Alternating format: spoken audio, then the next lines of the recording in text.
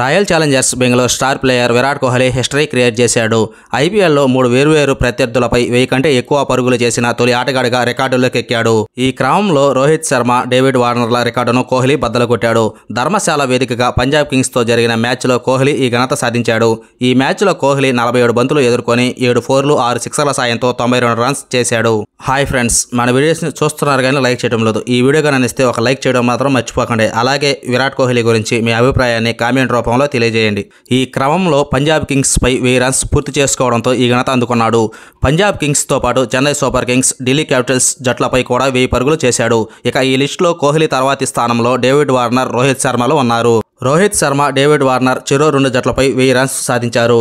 Delhi KKR జట్లపై Rohit Sharma, Punjab kings KKR జట్లపై David Warner 1000+ పరుగులు సాధించారు. ఓ ఐపీఎల్ సీజన్లో అత్యధిక సార్లు 600+ రన్స్ సాధించిన ఆటగాడిగా కేఎల్ రాహుల్తో కలిసి విరాట్ కోహ్లీ నిలిచాడు. విరాట్ కోహ్లీ ఈ ఘనతను ఇప్పటి వరకు 4 సార్లు అందుకున్నాడు. విరాట్ కోహ్లీ 2013, 2016, 2023, 2024 సీజన్లో 600+ రన్స్ చేయగా కేఎల్ రాహుల్ 2018, 2020, 2021, 2022లో ఈ ఘనత సాధించాడు. హాయ్ ఫ్రెండ్స్, ఈ వీడియో కనుక నచ్చితే ఒక లైక్ చేసి ఐపీఎల్లో మీ ఫేవరెట్ ప్లేయర్ ఎవరో కామెంట్ సెక్షన్లో కామెంట్ చేయండి.